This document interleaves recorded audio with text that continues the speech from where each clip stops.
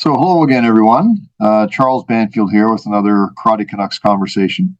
And for those of you who have watched previous episodes of this podcast, you will note that the topics covered in this conversation are going to be a bit of a departure from the usual. Those who know me or know about me are aware that I'm a sponge for history and martial history in particular. And in a few minutes, those of you watching will understand why I'm really looking forward to today's conversation. So today, it's my pleasure to be joined by Mr. Christian Niles. Mr. Niles has had a lifelong love for martial arts, starting with Shotokan Karate at a very young age.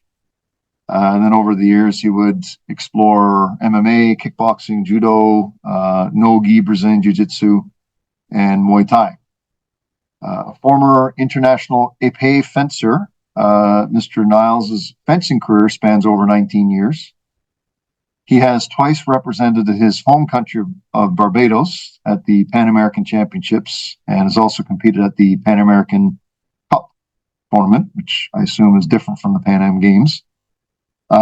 He's also earned several medals while fencing competitively in Nova Scotia since moving there to attend university in 2010. Mr. Niles' historical fencing journey started in 2013 when he first encountered the discipline through performing stage combat while studying dramatic arts at Dalhousie University in Halifax. Go Tigers! I'm a Dal alumni as well. He's a former facilitator of Dalhousie University's Historical European Martial Arts, or HEMA, Society, and the founder and former leader of SPADA, which is the only recreational Bolognese fencing study group in Atlantic Canada. Mr. Niles is a certified level 1 longsword and rapier instructor through the Academy Duello, based in British Columbia. He's also an Oak level coach with the Storica Defensa and has achieved a level 3 instructor certification with the Kettering Society, which studies the use of historical weapons of the Scottish Highlands. Since 2023, Mr. Niles has been the owner and operator of Niles' Fencing Academy in Halifax, which is a club that focuses on traditional style longsword and side sword, and Scottish small sword and broadsword fencing disciplines. This academy also offers both recreational and competitive programs. So welcome, Christian. Thank you very much for agreeing to share your thoughts and experiences on this podcast. And like I said, I'm at the start, I'm really interested in digging into this discussion today. Thank you. Thank you.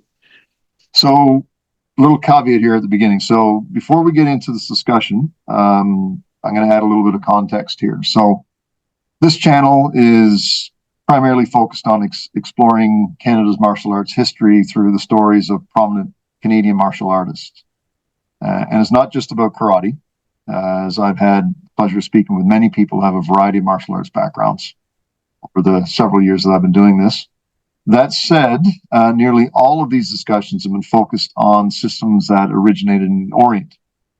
The only exception to this is the discussion that I had with Sensei Bill Wolf about the close quarters combat system that was developed for the British and then the American and Canadian Special Forces during the Second World War.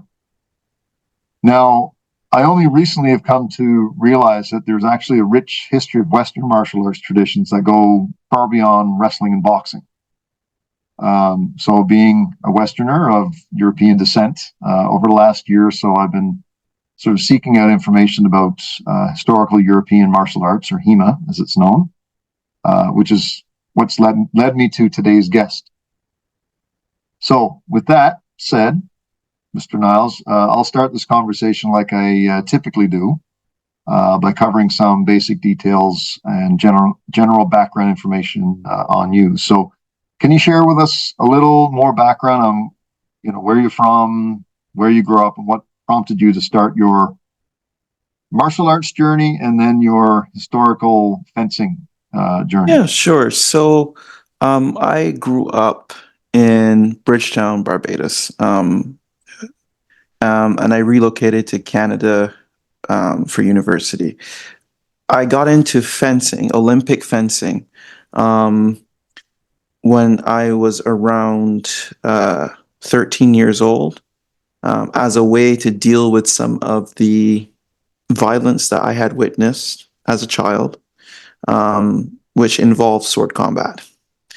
Barbados still has, I wouldn't say a tradition, but it still has a use of bladed implements to resolve public disputes. Hmm.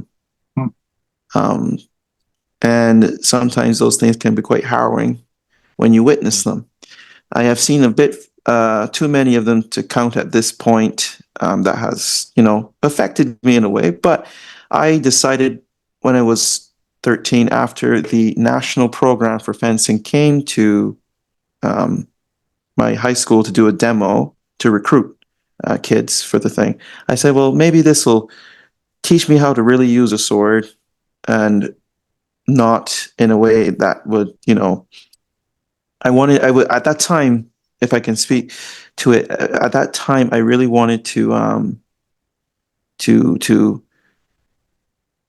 sort out something within me that said, hey, maybe I can defend myself with a sword should I ever have a situation that went wrong or south. Now, prior to that, I was already in unarmed stuff. Okay, so I started Shotokan at 6 years old, and I had moved on into some various unarmed things. So there was a lot of exploration at that point, but it wasn't the same as when I found the Olympic stuff, because I was, I said maybe I could get a chance with this, and at the time it was cool, right? As a kid, it was cool at 13. And then I went into it, and then I realized it was nothing like what I thought it was going to be. It was completely sportified, and at the time, I felt as though it wasn't really a martial art, even though it was being marketed as a martial art. That's what the Federation had did. They marketed it as a martial art and a sport. And since then, my view on it has changed because of other experiences in life. But I stuck with it. And I was able to reach a point where I could go represent my country at some pretty high up international competitions. And then when I came to Canada, part of my process in looking for a university in Canada was to continue fencing. So originally I had wanted to go to the University of Guelph, which does have a varsity fencing program. But they didn't they didn't provide me their acceptance letter until 3 weeks into the school term. And I had to choose a place to go. So I decided I'm going to go to Dalhousie. And Dalhousie had a pretty vibrant fencing club at the time, but it was not a varsity program. So I worked with two coaches outside of Dal, Mr. Sean Brillant and Florian Friedrich, who were Canada certified coaches for fencing. And I went to another club called On Guardian. So I kind of floated between the two clubs. And that allowed me then to kind of branch out and go to would have been the Pan Am Fencing Championship 2016 that I went to when I was working with those folks. And the cut was the year before that. So there's some back and forth between. And then around my third year, so 2013-ish, yes, 2013, I was exposed to Mr. Robert Seal, who was one of the founders of Fight Directors Canada.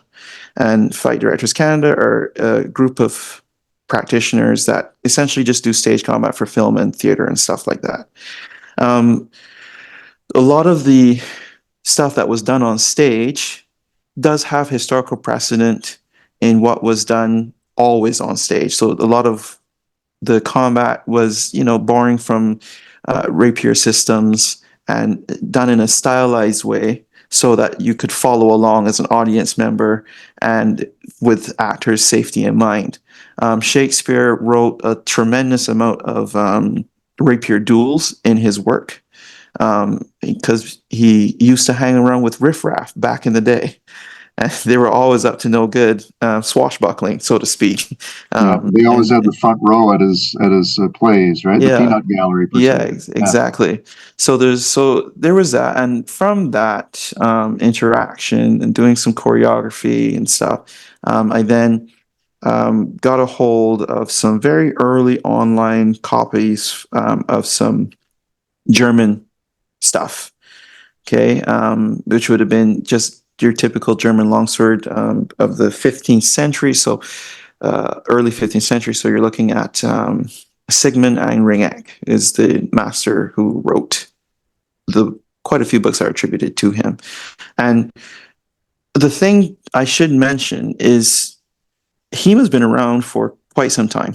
It's been around since the 1940s in academic circles. It has only had a resurgence in the public view since the 1990s. And that's because people were able to get microfilm copies of these books and start really working from them, and early translations and all that stuff with outside of the academic purview. Okay. And a lot of them started with rapier manuals that then went into the use of, I guess, if you've ever heard of the SCA, the Society of Creative Anarchism or Anachronism, I think. I might be butchering the last bit, but it's just called the SCA. They do a lot of reenactment of Renaissance stuff. So I guess at some point in that period or that journey, people started really looking into the material in earnest, right? Now, in academic circles, this is already, a lot of it was already being done, but they were more looking at it from the metallurgical study, the more like tactics of battle, that kind of thing. The big picture is what they were looking at, right? They weren't really doing like a close deep dive into the books or the specifics of the books, the techniques and those kind of things. They weren't really looking at that. A lot of tremendous translatory work was done in the early 20th century by academics in North America. And they wrote quite a few fantastic books on like the history of the duel in Italy, the societal context of bravery, those kinds. So there's quite a few things that are actually now public access. Before they weren't public access. That being said, HEMA really, really started to become a big thing by 2010. So I came to the game somewhat late. And when I say 2010, we're talking like explosion on YouTube. Like, so it was before that, but definitely explosion on YouTube. The early 2000s, 2010 is when you see a lot of videos come up of people fencing or at tournaments and these kind of things, or tutorials and whatnot. Early stuff. And I then took all of what I was doing, and I still continue my unarmed stuff outside of fencing. I've always been a great advocate for doing combat sport. So I continue with the MMA and the Muay Thai outside of the fencing stuff. In fact, I still do Muay Thai now. It keeps me sane. But I then started up the historical European Martial Arts Society at Dal as a way to bring it out to more people who were like myself at that time, a student who wanted to kind of get into these kind of things. And I then started taking what I had started to work through in my translation stuff and interpretations and started to market it out in a more like study group fashion. So like here we are, here's a book. I think I have an idea of how this might work. Let's give it a run. And that's how it was for a long time. During that time, I got the certification from Academy Duello, which would have been around 2016, 2017. Between that period, got that. And then that kind of gave me more license to continue the work that I had already started. And then just went on from there. And the stuff that they did was the They do 14th century longsword and Renaissance rapier. That's what they kind of specialize in. They also do some great sword of the 16th century, which is a big, massive thing. It's like 7 pounds of steel, all from the same similar books. And I kind of branched off from that. I wanted to kind of do my own thing because I was always very much about getting back to the martial effectiveness of this type of stuff. So you find that historically, there's some styles that were developed as a form of pageantry or a form of practice, exercise, if you will, right? Kind of like how you have like some forms of wushu. You know, wushu now is kind of like a sport thing where people do their paired exercises or their single floor exercises, and they're judged off of that. That was the thing that happened in the 16th century in Italy, and you find this constant back and forth between what is effective, what is not effective. Even though in 2024 we still have these discussions amongst practitioners, and dissections of different books and trying to figure, okay, did these guys, what was the context of what they were doing? And you find that the context shifts a lot over time, right? It really does. And it all came down to the fact that a lot of the books that we have now, the surviving books, because they're books that have been lost. We know that. But a lot of the surviving books we have, in their earliest inception, they start off with the concept of the trial by combat and preparing a man-at-arms or a knight for trial by combat. And they're written by professional mercenaries who were essentially going around to different courts, selling their wares as fencing instructors. So one of the earliest examples of that would have been a fellow named Fiore de Liberi, who was a 14th century, late 14th century, early 15th century fencing instructor, and he was attached to the court of Niccolo Este, okay, which is a pretty prominent family in the mid-northern region of Italy. Okay, this is way back in the day. Yeah. And what you find, a lot of those fight masters, they wrote books down as a way for their students to kind of still remember stuff that they had taught them after they weren't interacting with them anymore. Right. And it was kind of like, think of it like a cheat sheet, so to speak, right? They would give you, here's a cheat sheet. If you remember this thing that I taught you way back when, just pull up this picture. You should be able to pull it back, and here's a little description, and you're just like, oh yeah, I remember that. So yeah, codex, I guess. yeah, exactly, like a codex, right? So it, in the same way that you find some traditional Japanese schools, weapon schools, they have like a book of strategy, right? There's a book of strategy that's written, and it pretty much highlights the stuff that was being done. Some of the books go into great big dissertations about the philosophy that you have to have, the requirements for being a good warrior, that kind of thing, and also how to deal with different opponents, right? They talk about that, and that even continues well into the 17th century. But you see this sort of shift, and I am more interested personally in the military stuff. So that's what I really do, is the military stuff, which throughout history has always been what people were getting struck down by. Yeah. If it wasn't a gun, right? Yeah. So and correct me if I'm wrong here, but I'm going to paraphrase. So essentially, what I'm understanding from what you said is that there seems to be, the lineage seems to be broken, right? So Yes. there's these codexes that have been, I have right here, I have the Joachim Meyer one. Yeah. I guess it's attributed to him, The Art of Combat. The reason I picked this up was for the quarterstaff section in there, right? But there's like, it goes through everything.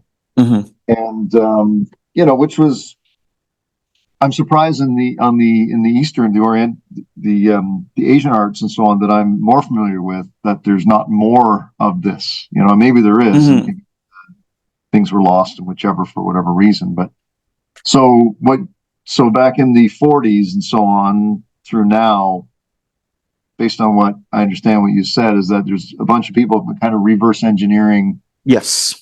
Yeah. based on these codexes and based Yeah. on the actual implements themselves and Yeah. so on. Very, very interesting. So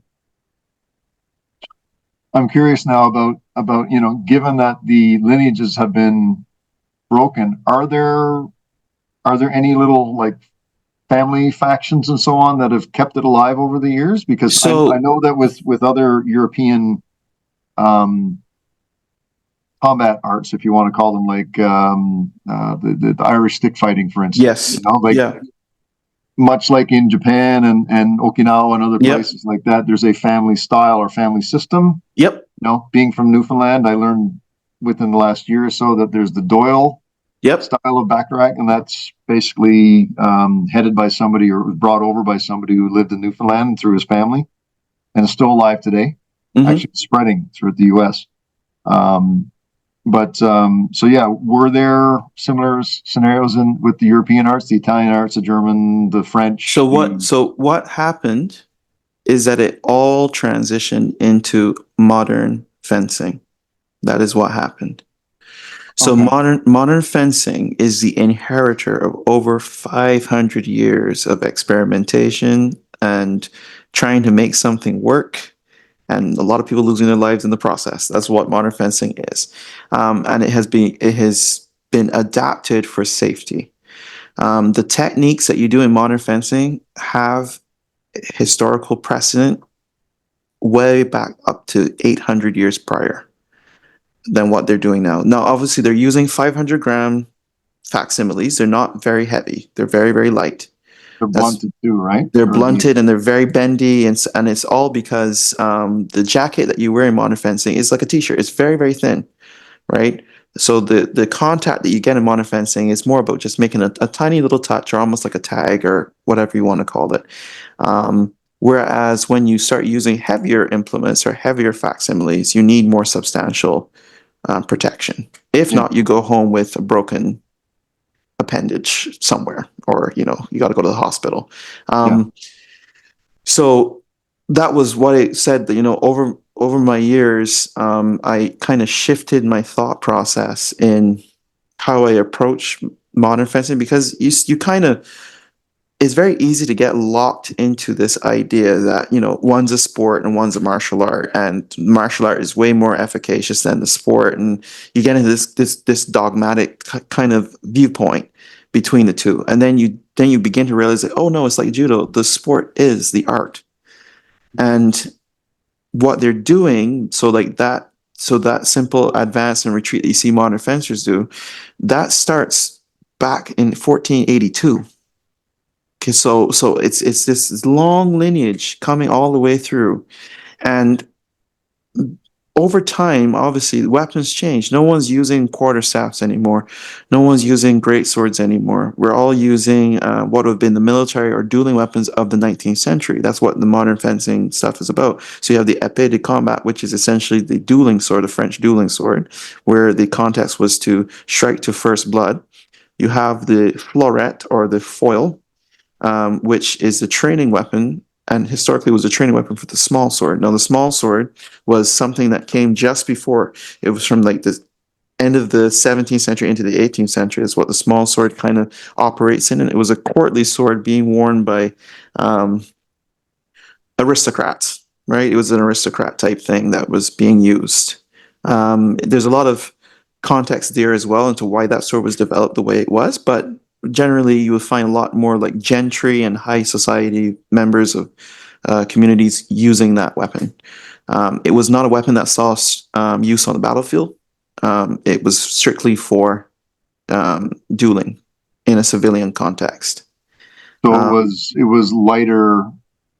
So it would have been lighter and not something that's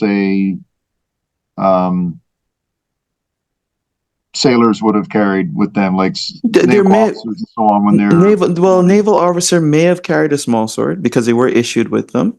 Right. In the 18th, 19th centuries and stuff, 18th century, you would have seen the issuance of small swords. You have officers in the field that would have been issued them as well, because it was more of a status symbol, right? And a lot of depending on the army at the time, the only thing that you had to make sure that was regulation was the hilt of your sword, especially if you were an officer.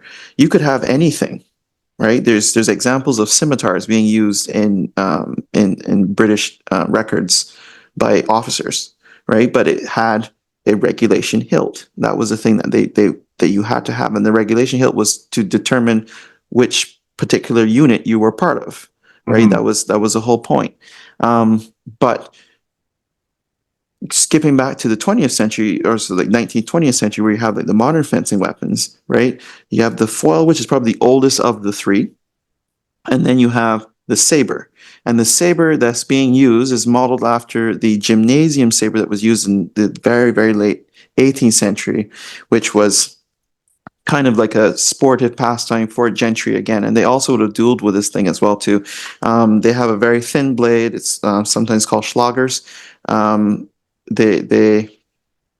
They're pretty sharp, and they have very big guards and stuff. And a lot of it's point forward work and that kind of thing. And what you see is modern fencing kind of kept all of that stuff. Okay. Mm. Now the rules and everything has changed over time because the sport has changed over time, but Right. that's the three weapons that are being used.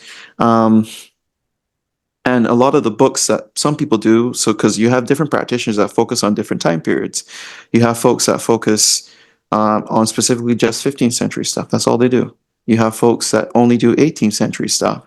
And it depends on which region that they're in. They only do that one little specific thing. I'm one of those jack of all trade type school teachers that we look at over about a 500-year period is what we're looking at, right? So we go from two points in history to another 2 points. And that's a little bit different than some. Some people just focus on a very small little niche. But the thing about HEMA is kind of like and I mentioned this to you in our prior discussion before, it's kind of a weird term because there's no unified anything in HEMA.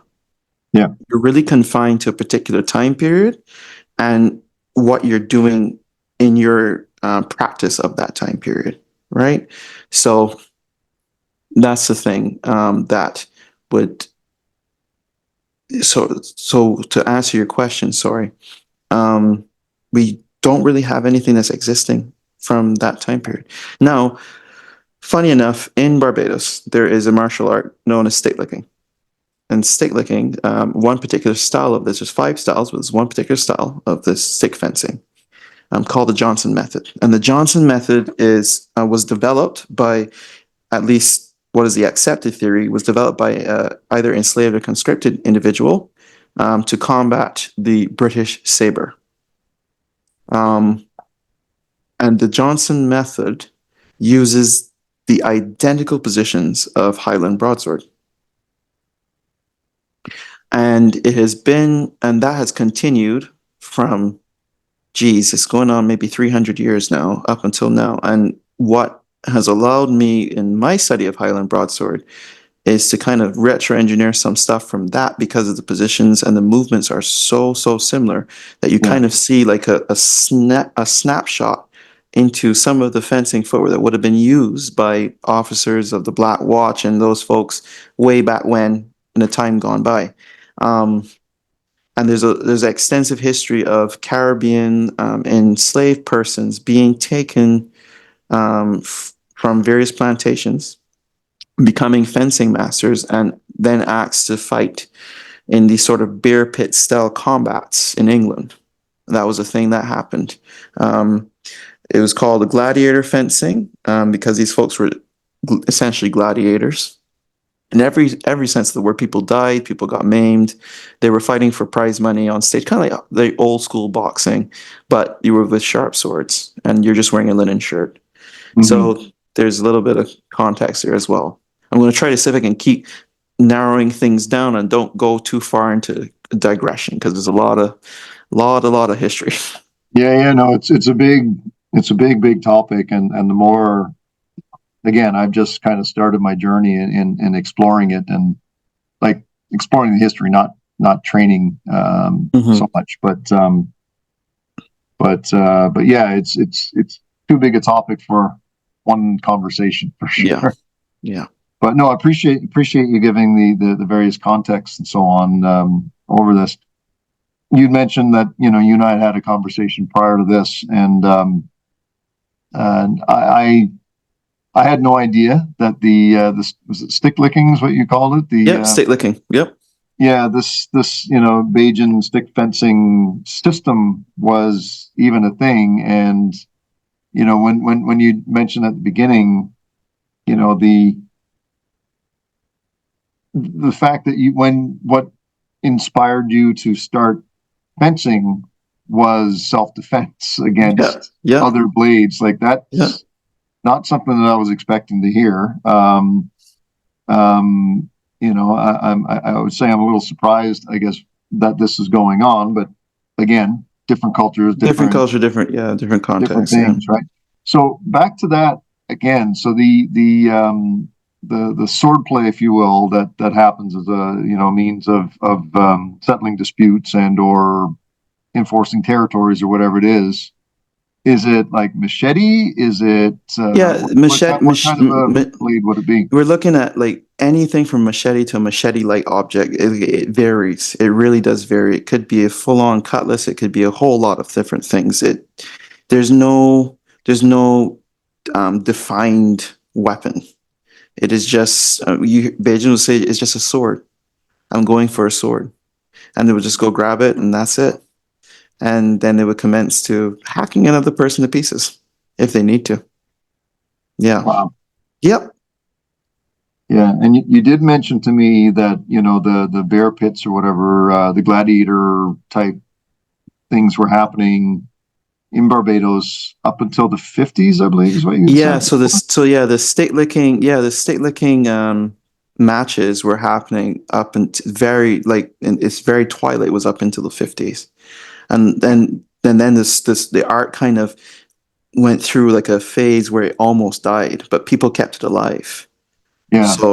So it's still around now, but there's a lot of context. There's old footage from like the National Archives of people doing stick licking contests and demonstration stuff from like way back when, and it's all fuzzy and scratchy and not good focus on the images, but it's an interesting snippet in history. Mm-hmm. Yeah. And I recently found out from going home recently for a family matter that I had a relative who was a quite serious stick licker that actually did fence in some of these things that I had no knowledge of. It was a she?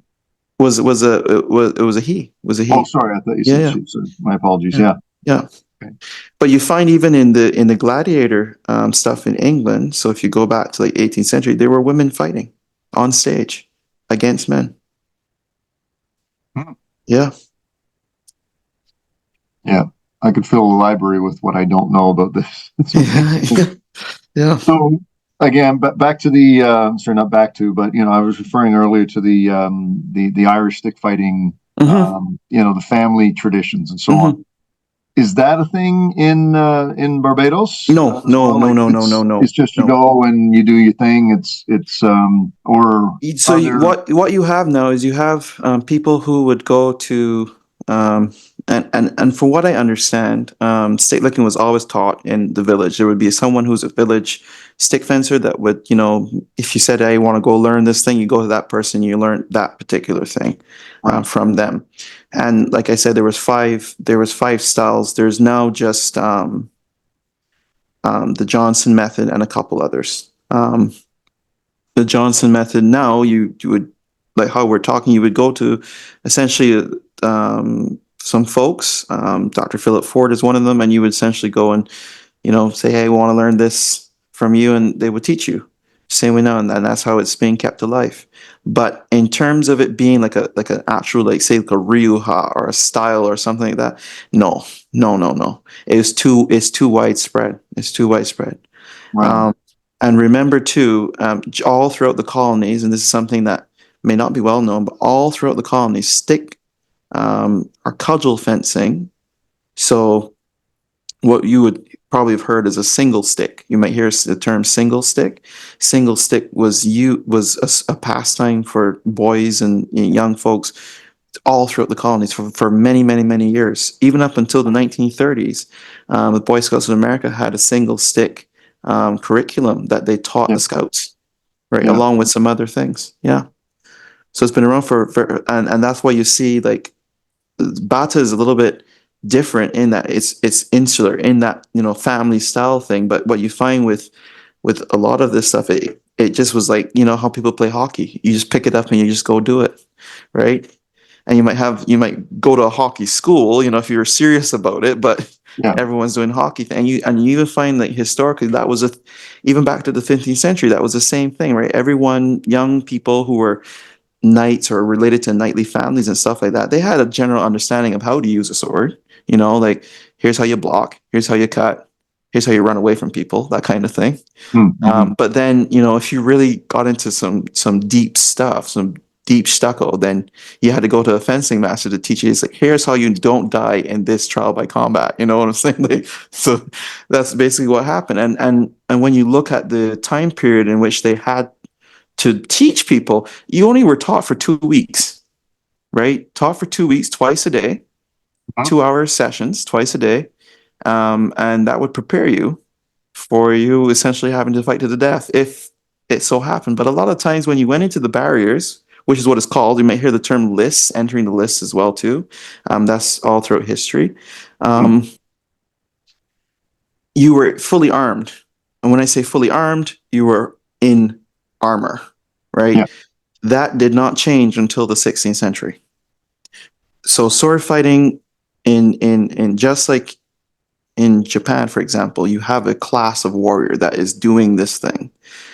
Your regular peasantry is not engaged in this thing at all, Yeah. right?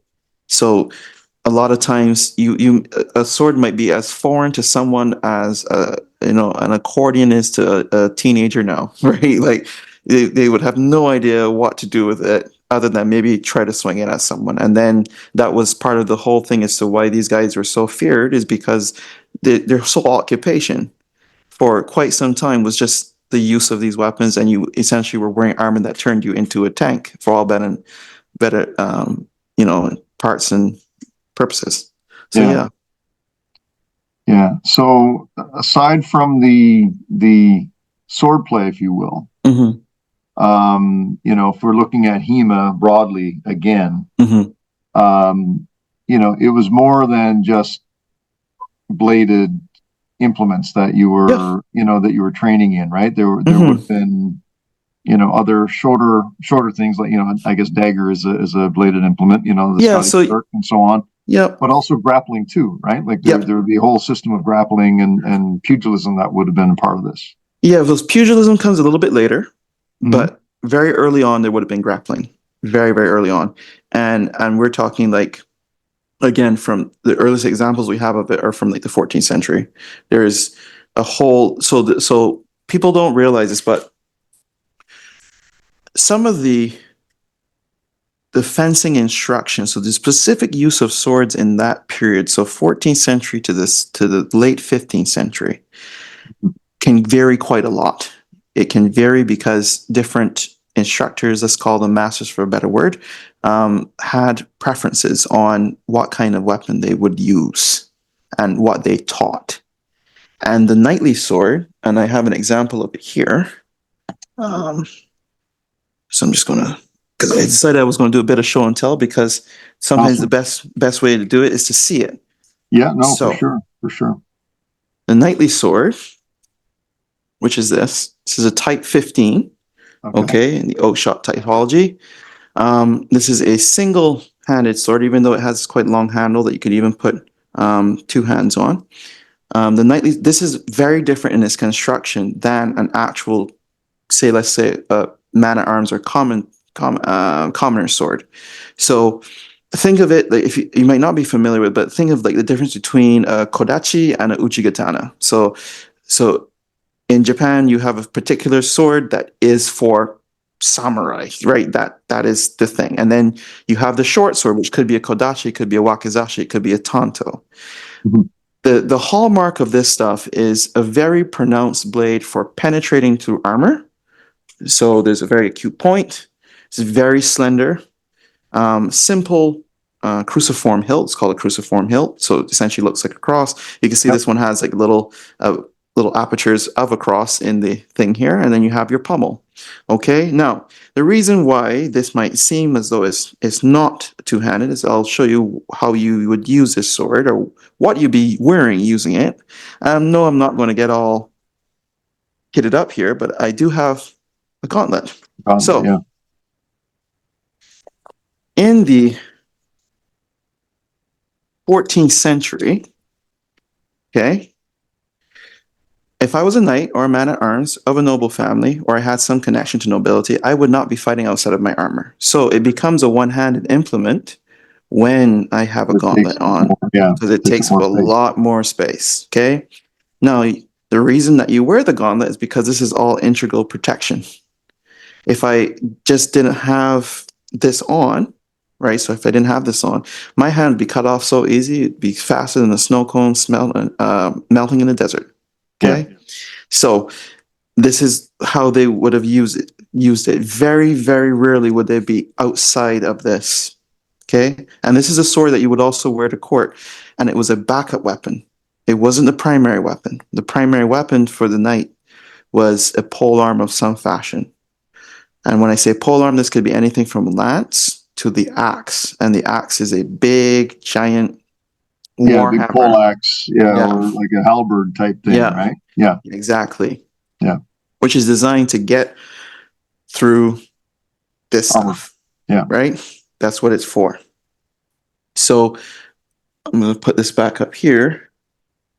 You see early examples of this being used, and part of that as well is that if I am in armor and I'm spending most of my time in armor, I have to know how to defend myself in it.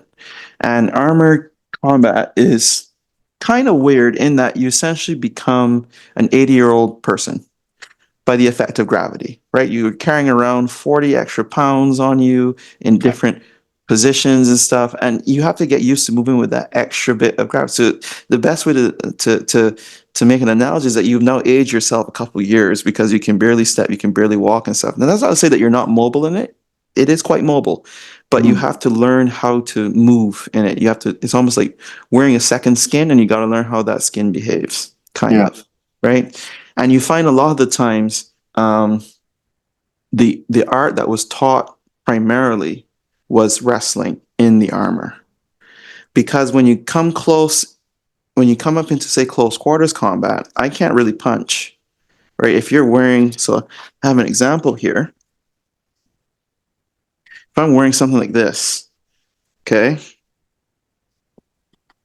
you give me a right hook or a left hook with your bare hands, it's going to be a rough day for you.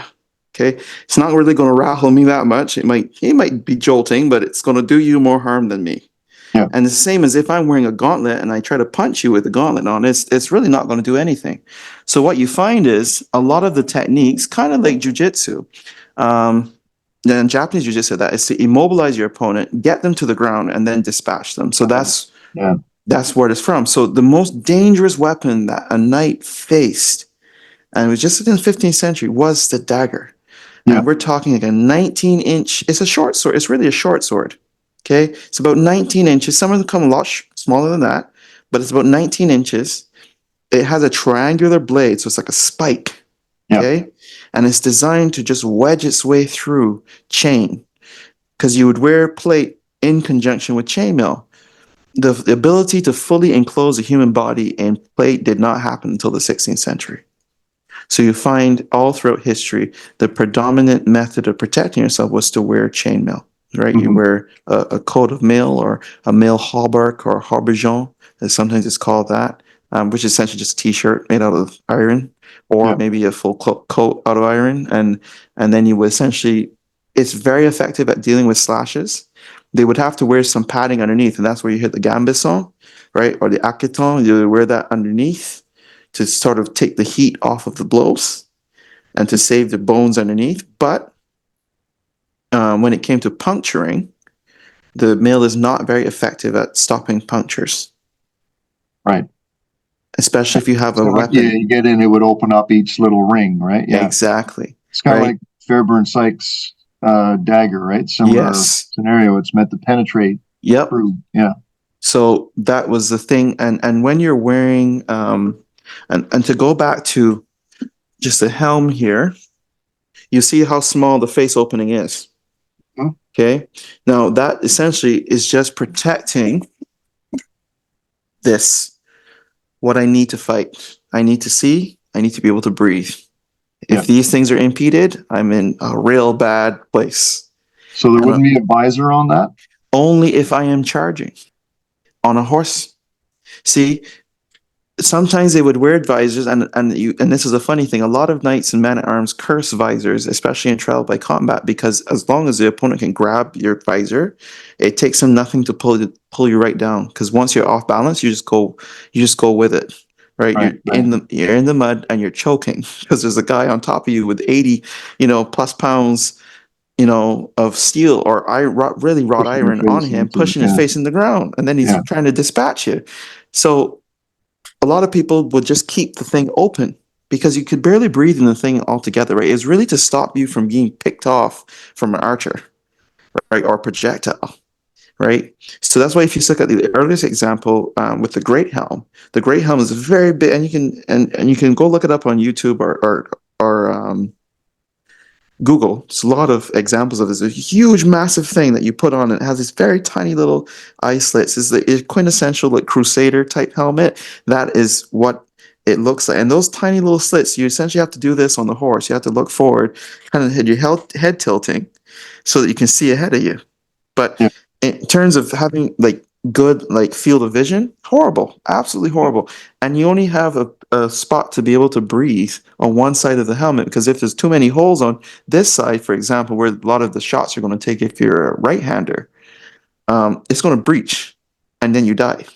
Yeah. So they put things where it's very very thought out and very meticulous in the whole thing. And the Gladiatoria Codex is the one that shows you all of this armored combat. Is what every single person, all the knights of the free knights, free nobles, were all doing. This is their art. If it's like you want to think of like one unified art, this is the art. Is this armored combat in the Codex Gladiatoria, which shows you just a wealth of different throws, immobilizations, disarms, all those things that they're showing you, breaks. It's very much like Japanese Jiu Jitsu. It really, really is. Okay. Um, and that's what they were doing, because after maybe 2 or 3 exchanges, and we call them exchanges with, say, like a longsword, um, you end up very close to your opponent. Mhm. Same as if you're using the axe, you end up really close. And in that fumble, that scramble, so to speak, if I want to use a wrestling term, in that scramble, someone's trying to find a knife, the other person's trying to find a knife, and starts the sewing needle or the shivving or whatever you want to call it, and hope, if you can catch it and throw them to the ground, great. But a lot of it came from, we're at distance, we close distance, and then bang, car crash, and some crazy judo of some sort happens. And then that's it. You find a lot of foot sweeps, a lot of trips, those kind of things. Because I mean, there are some hip tosses, but you got to be quite strong to hip toss somebody in plate armor, and you're wearing Armor, plate yeah. armor as well, right? So you find a lot of the throws are these sort of zero momentum type throws where they're just trying to trip you up, get you Mhm. down, and that's that.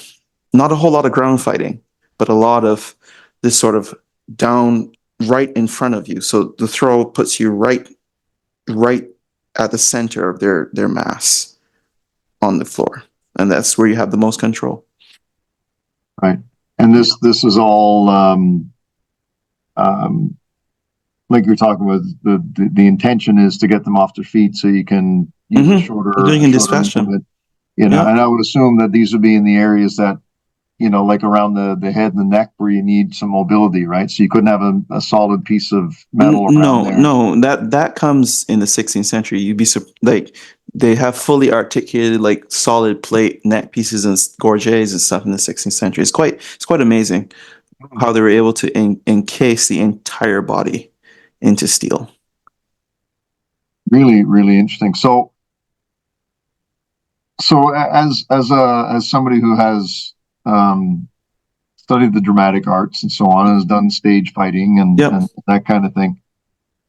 What are your thoughts on the depictions of sword fighting on either popular or unpopular either movies or shows or whatever? Like Game of Thrones is a Yeah, yeah, I yeah.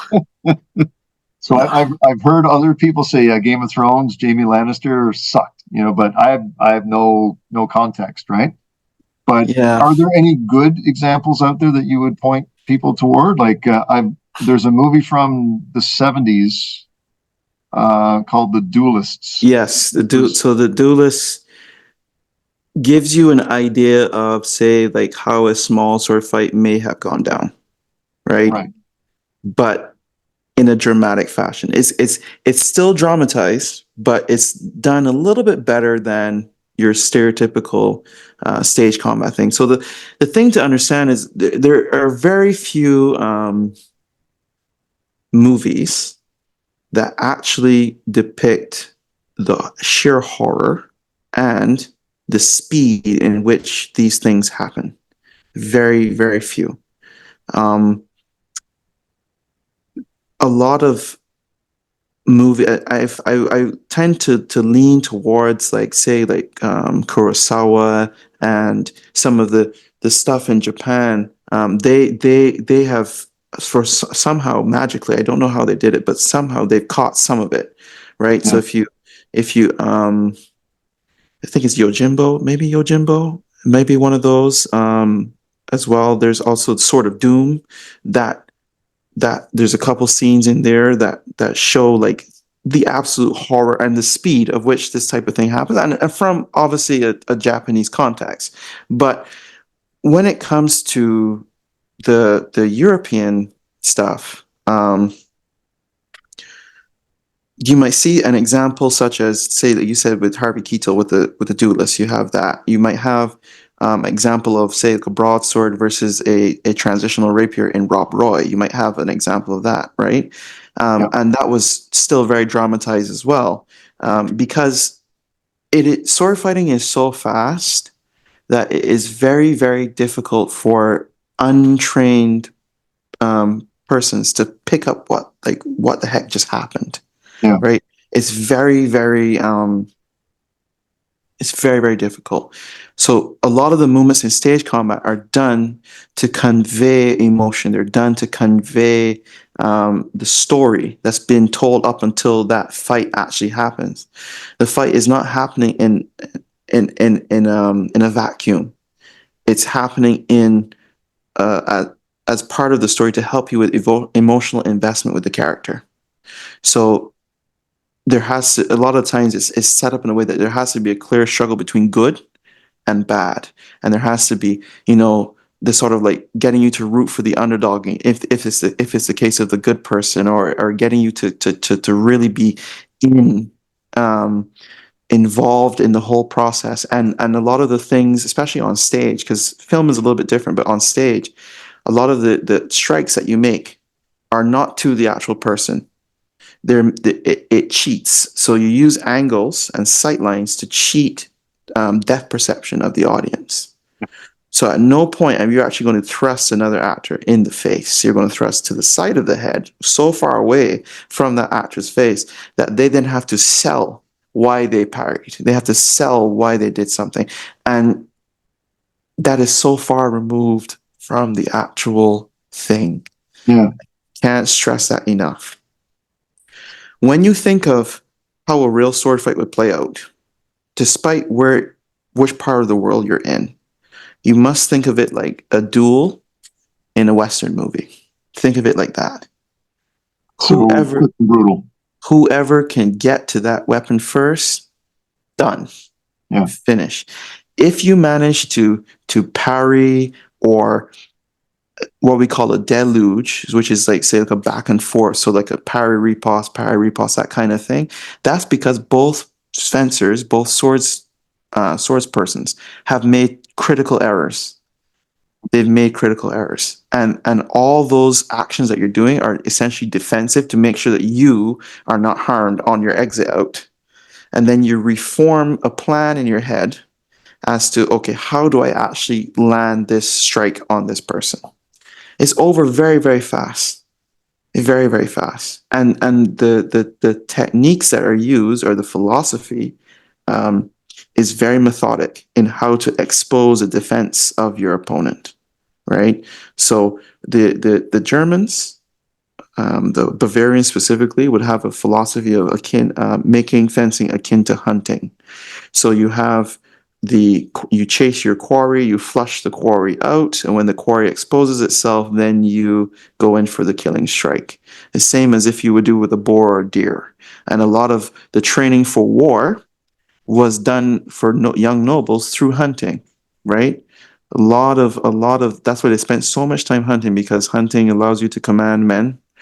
It allows you to essentially track your victims when in the middle of a rout, and then it allows you then to overwhelm them with force. That's how you dispatch somebody. You got to overwhelm them with force, which is why when you see like in things in movies with people fighting off 4 or 5 people in one go, and they've been beset upon by this gang, that's mob or whatever.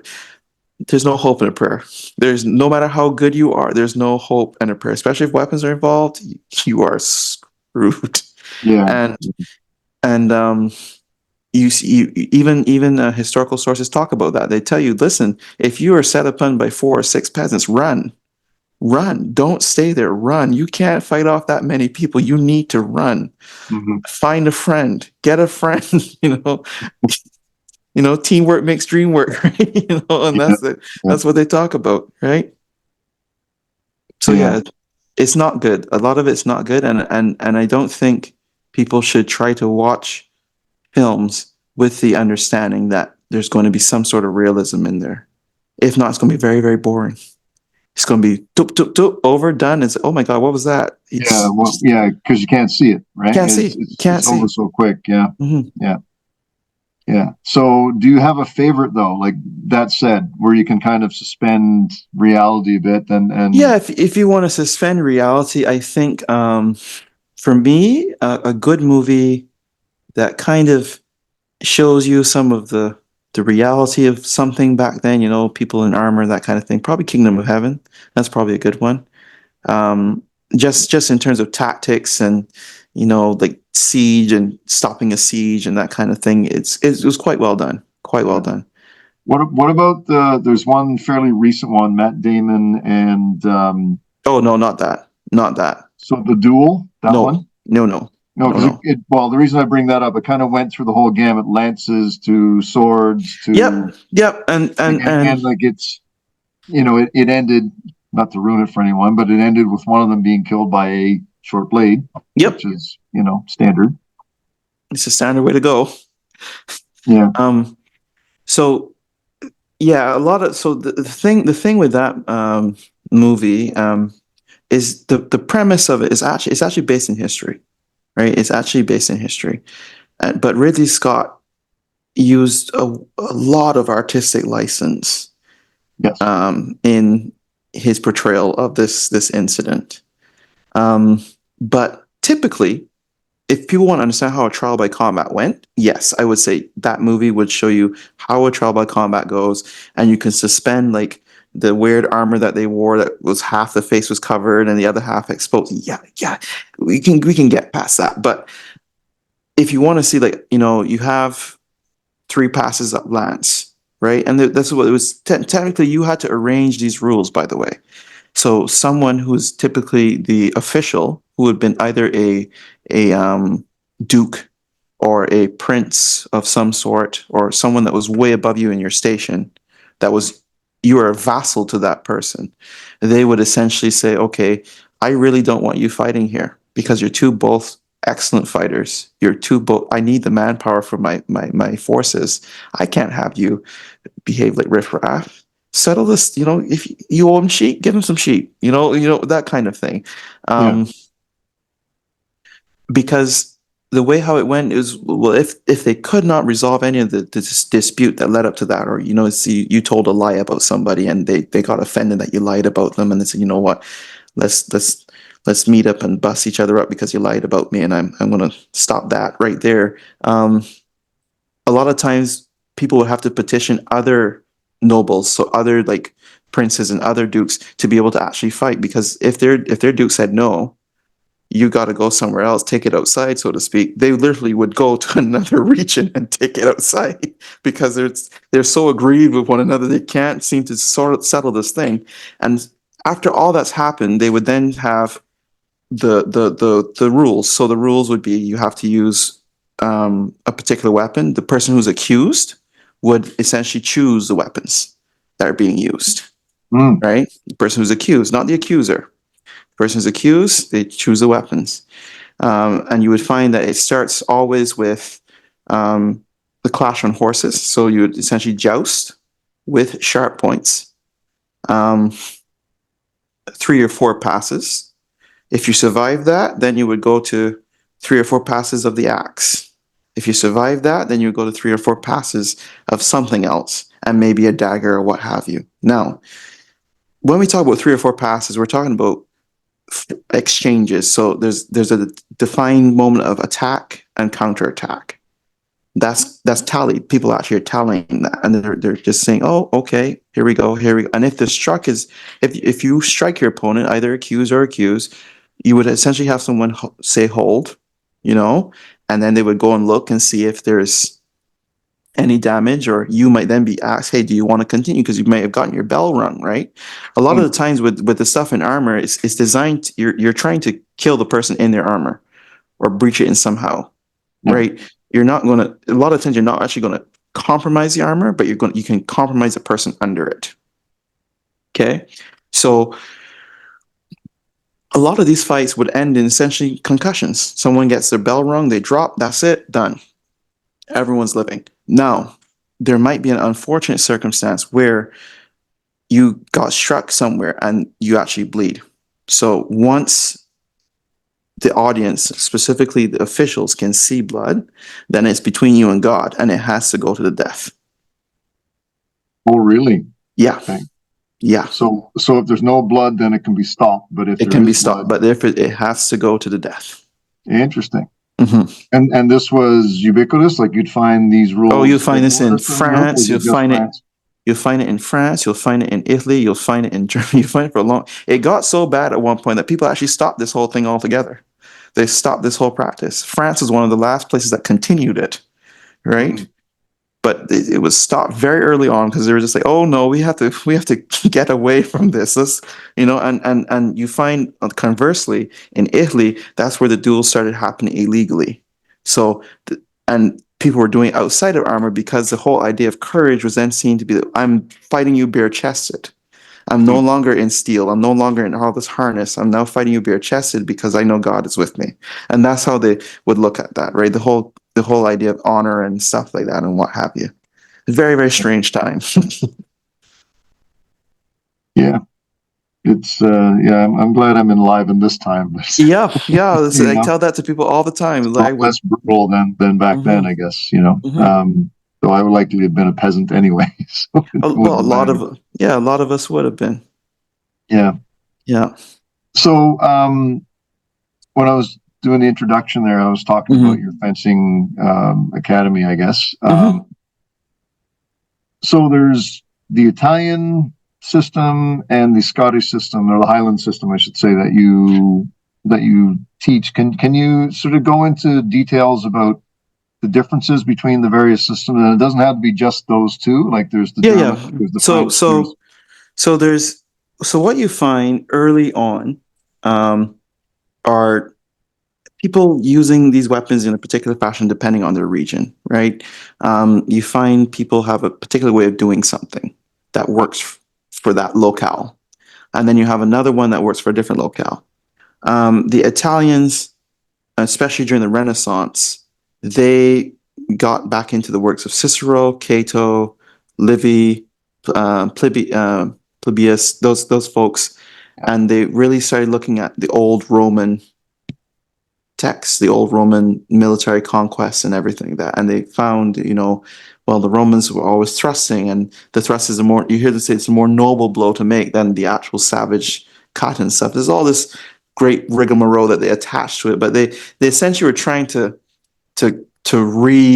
that's what it's called, the Renaissance, right? I'm trying to reinvigorate this old lost knowledge and everything that, and you find that the Italians, even since the beginning of the 15th century, the Italians really held the thrust above everything else, because all you needed was 2 inches of penetration and it could prove fatal. Whereas if the cut was delivered, the cut would not do as much harm. Now, there's a reason why. I have here an example of a 15th century Italian sword, late 15th century, going into the 16th century. This is very different than the knightly sword. As you can tell, there's a bit more complex things happening with the hilt. Yeah. So what is here is essentially called the knuckle bow. Okay. And what's happening is I'm actually holding this now in an Italian grip.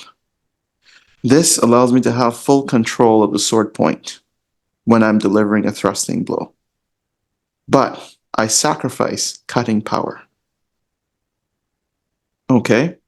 These swords, and this is essentially what some people call it colloquially a side sword. This is a training one. This is not a sharp one. So it has this little tip at the end here. These swords are essentially what would be later called rapiers. These are going towards that realm, what is later called a rapier. Right. And it starts as a Spanish term called the espada ropera, which is the dress sword. This is a sword that courtiers wore to court. Okay? This is the courtly sword before the small sword was even invented, but this is the courtly sword, okay? And this was also a weapon of war as well. And a lot that you find in this time period, a lot more, because you have more conscript soldiering happening, you have designated units that are using swords and shields, okay?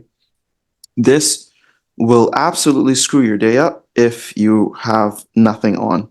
So if I cut to the wrists, or I cut to the fingers, or I cut to something that's exposed, it's going to cause a problem. But unless I go to very specific targets, it's not going to be life-ending or immobilizing, which is why in the Italian school, you've cut to very specific targets. You don't just willy-nilly go to things. So it's very, very methodical. No. You spend a lot of time thrusting, and the way how they deliver the thrust is called the imbrocata. So the imbrocata is a plunging thrust where the hand is like this. And the reason it's like this is the because finger and the thumb are kind of separate, right? You're saying? Mm-hmm. Yeah, the reason that's the little loops there. Okay. Right. So when I thrust like this, the sword is able to defend on both sides. When I turn my hand, and this is why you have this, right? It's just protects the knuckles. Yes. And this was used for a very, very long time until they started getting more complex. More complex because they were coming across people who were using more cutting styles, so to speak. Okay, because you find on the battlefield, there were a lot of soldiers and officers way back when. This is before, let's say, the formal Napoleonic period. They were using cutting swords, they're using cutting implements, right? So essentially, basket-hilted swords is what you find a lot of the time. Okay. Destructive things, but these things kind of lived in a duality where it was where you would say cut and thrust. Okay, now they really do excel at the thrust more than they do at the cut. I would say that about these, and it's simply because of hand position. And you can do this right now. And this is a thing to note about why the swords are held the way that they are. So when I essentially have this sort of like gun grip, if you will, whereas the finger here, I get full mobility of the point. I can do little disengages, all those kind of things. But then I lose power on a block above my head because my finger is extended. And right. all you need to do and you would know this from jiu-jitsu, you just need a finger. You really just need a finger, and all of a sudden the body goes, right? So you find that this really starts to impede them. And the way how you cut with this is instead of really using the last third of the sword, where you generally want to use the sword, you really want to cut with the last third. The cut has to happen close to the middle to be able to effectively go through targets. and to do damage. Unless, of course, I'm cutting to something like the fingers and stuff, which is I only need 5 centimeters of actual contact to actually take a finger off. It's very, very easy. So you find a lot of times they would spend time going to very specific targets, right? Now, that being said, they also used a great sword. So they would have something like this, which is still crucius warm hilt, but then they would have these, which are lugs. They're called lugs. And essentially, it's a secondary guard. And what happens is that the blade will stop here, it arrests at this point, and then you're allowed to manipulate behind that. It creates a new fulcrum. So you start to actually move around that, right? And it actually saves you a lot of the time from getting your hands blown away by big things. These things are about, 2.5 pounds, 3 pounds. They're actually quite light. They're big, but they're light.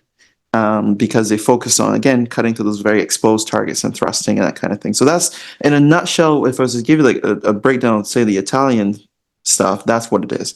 Very, very strict thrusting and occasional cuts. When it comes to the Scottish stuff, sometimes called English because the English were doing it too. Because you had a lot of Scotsmen that went over and served and they were teaching people and that kind of thing. When you come to that, you have now the broadsword, right? Or the basket hilt sword. So this is a sharp, okay? And sometimes it's called colloquially a backsword. The reason it's called a backsword is because this is dull. So I can run my hand up and down this sharp. So the lead edge is sharp, back edge is dull. There's a false point, so we call a false point. So the last third of the sword, it's now double bladed. So it has a blade at the top here, it has a blade sharpened at here. And you use that to essentially do false edge cuts and lock things off and that kind of thing. Now, the big thing to note, it's a later period. And if you notice something about the guard now completely encloses my hand. Reason being, it's a very cut-centric style. So I need to be able to protect my hand from the blows, because the principal blow in old style broadswords, which I teach, is to essentially cut the other person's hand off or lop that off. Because if I defang the snake, there's a chance that I will survive, right? Yeah. And and you find that philosophy all over the world. If you can get to the thing that's holding the weapon should not pick up itself, strike you, and go back to a point of rest, even though there's no one touching. Unless, of course, you're living in some Jedi world or some kind of mind trick fantasy type thing. It should not do that, right? So you focus on attacking here. Yeah. And how you parry with this changes. So the swords change over time. How you use them change over time. And the big thing if I was to give you a difference between this and the Italian stuff, is that you can still have cut-centric side sword. You can still have that.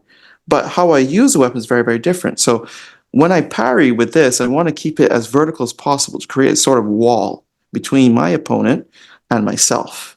So a lot of these positions you see, it's like I'm creating a wall.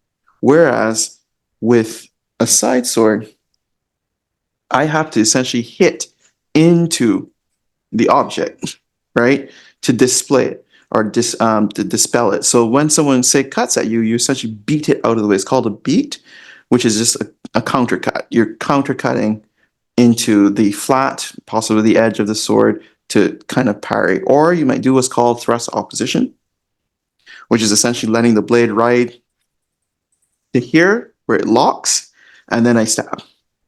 And that's why all these nice little things, like the different hilt designs and everything, serves a purpose. Every single thing on a sword serves a purpose. Everything. There's examples of something like this, which is the pommel being completely sharpened so that when you spike somebody in the face with it, you do some serious damage. There's also cases of where the quillon, which are the crossbar, is sharpened as well, right? Completely sharpened, because especially on the swords that were used against armor, because I have to use everything. Part of me is now a weapon. essentially. And So all that, so that would be more of like a punch, right? You oh could yes, use that as a punch. it's going to be just a nasty haymaker with Wow. with essentially an ice pick, right? Where you're just going whang, and then that's the end of that, right? The same thing happens with the basket hill. The basket hill, there are techniques where you get in close and you essentially deliver what would be a nice right cross to your opponent in a very loving fashion, and then watch them fall, and then you dispatch them on the ground, that kind of thing, right? Because this now becomes a knuckle duster, is what this becomes, right? So, and you can still pummel people with the pummel here because it still has a pummel. Yeah. You can still pummel, and when you hear someone being pummeled to death, that's where it comes from. That term, of where I'm striking you with essentially a steel hammer fist.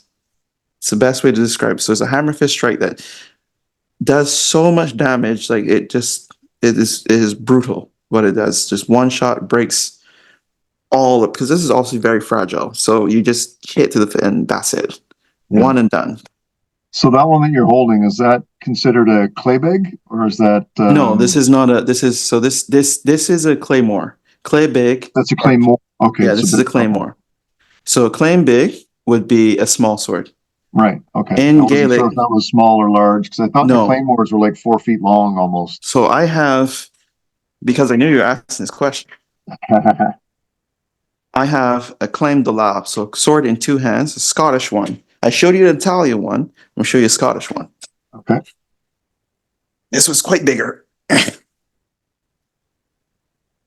Okay, so this is what you may have seen before, right? So that's Braveheart right there. Uh-huh. Yeah. Yeah. A more functional one than what Mel Gibson was using. Mel Gibson was using a prop. But this is the sword that would have been used by chieftains in the Highlands. Okay. Their retinue would have carried claymores, which are the basket hilts. I just showed you the basket hilt there. Okay. Yeah. These guys were still fighting in armor when people were still using guns, and it was a matter of culture versus practicality. Yep. The way how the warfare was conducted in the Highlands was you'd have two rival clans. The chieftains would be wearing armor, usually the ancestral armor, along with the ancestral sword, which would be this. It could be different shapes, different whatever it is. And they were essentially Jedi. Reason being is most of the army was comprised of peasantry, with a couple folks who were quite well armed, meaning mostly the chieftain's retinue. And you would essentially mow through all of the arrant scum, as they're called, until you run into another chieftain. And then you have a duel on the battlefield between yourself and the other guy. You can't run away from it because there's a bard watching on the hill. And if you run, you're going to be the laughing scorn of everybody, because the bard is going to write a nasty verse about you. So you have to essentially fight with this thing. These things, this is about 6, 7 pounds. It's a substantial weapon. Yeah, it's meant to right through the target, right? It's the kind of constantly in motion, just swooping around. It's like a helicopter of death, really, is what it really is. Yeah. And you're just, it's quite savage, really. You're just trying to lop through people. And that's why they wore the armor, because if they manage to fail on a parry, they'll be able to be saved by the armor that they're wearing. that's part of the reason that they did it. Now, obviously, this doesn't help against modern firearms. And a lot of times, there might be someone wielding one of these that's dispatched by someone with a pistol or a musket. Okay? These kind of fade away from history. Although there is one gentleman during the Second World War that did carry his into battle, and he actually did use it to dispatch some folks. And he was a bit of a no-nonsense Scotsman, but that was his thing. Yeah. But they generally are now just all, apart from people who are doing them in HEMA, they're all just museum pieces now. The claymore is still a service weapon and is issued even in Canada to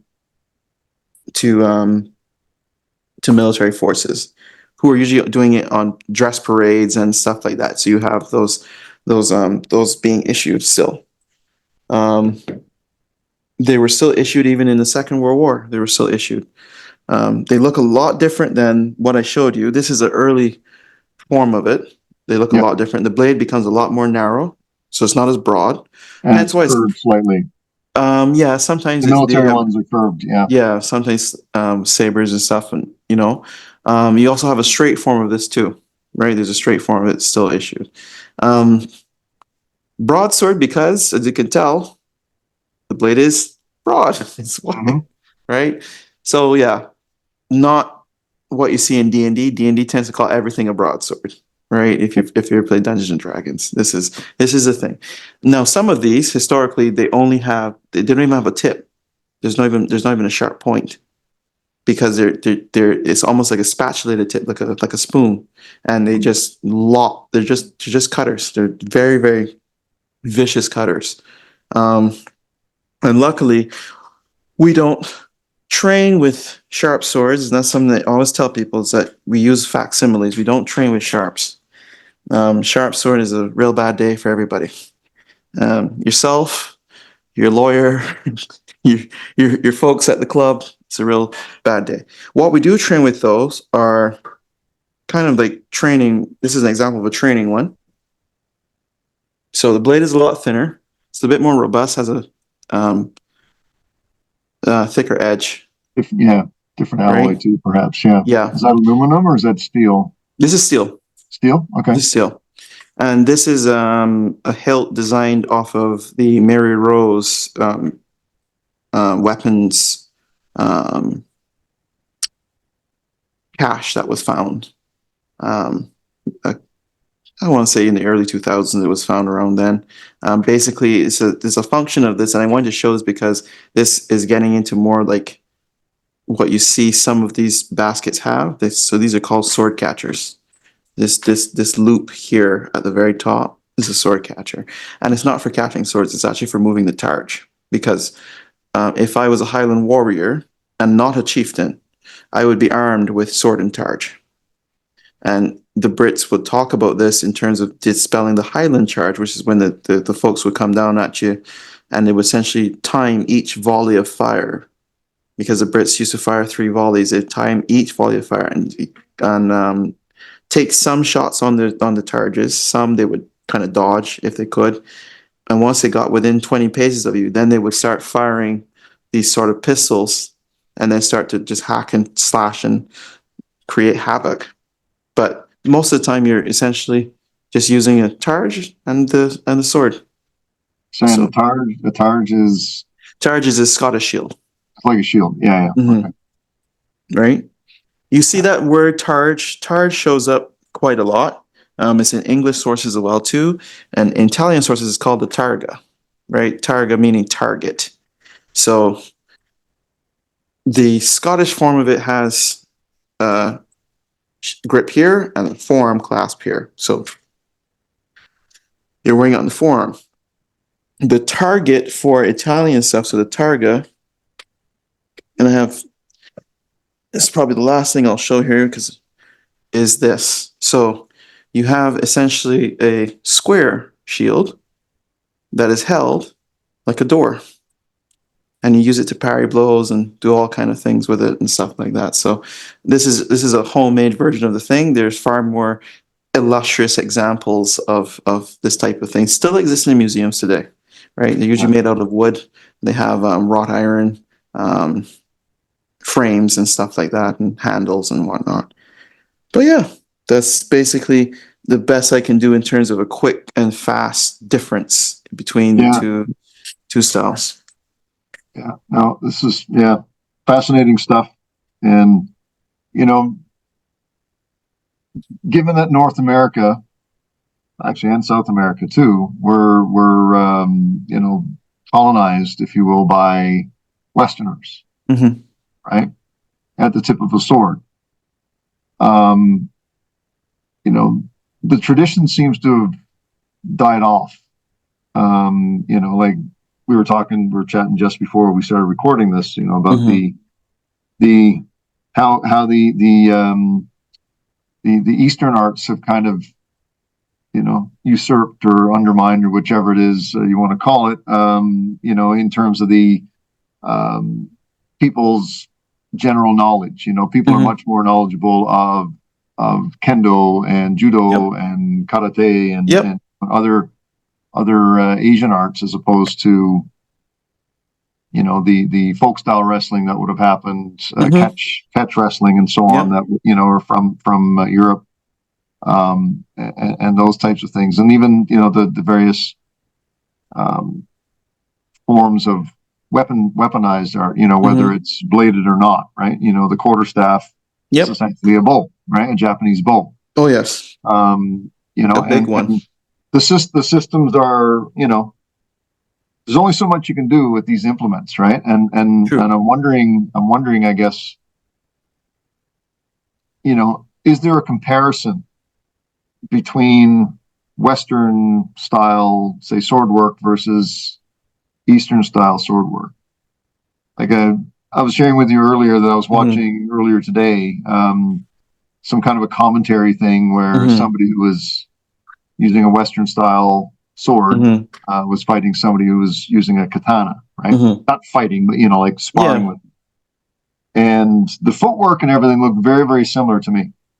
Like, again, I'm a neophyte when it comes to knowledge about this stuff, but the pattern of the sword work was very different. Yeah, like there was a lot more thrusting on the HEMA style, I guess, versus the Japanese style. There was a lot more circular, right, in terms of the strikes and so on. Is that too much of a generalization, or is there a distinct difference between, say, the Western versus the Eastern? Well, I think you have to first kind of go into the context of the weapons used. Right. So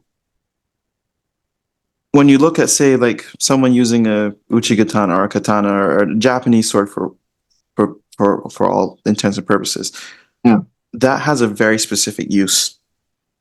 And it has a whole philosophy, if not stylization of moves behind it, right? And it's usually quite uniform. No matter which school is quite uniform, and that's because when you look at the earliest examples of the thing being used, they were using it in armor, right? It was used as a backup weapon, just like what was being used with the knights of old, right?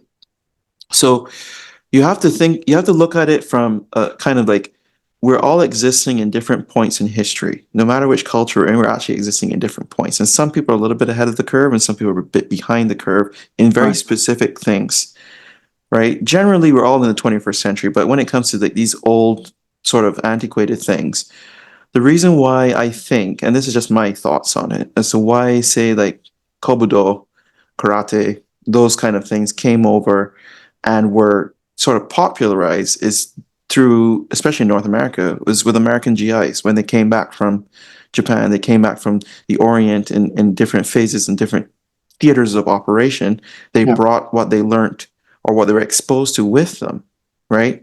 And at the time, what you had in, say, North America was boxing, you had fencing, you had these sort of like pastimes, these sports, so to speak, but there wasn't a whole there wasn't an idea of it as it being like a martial art, right? Boxing was just boxing, right?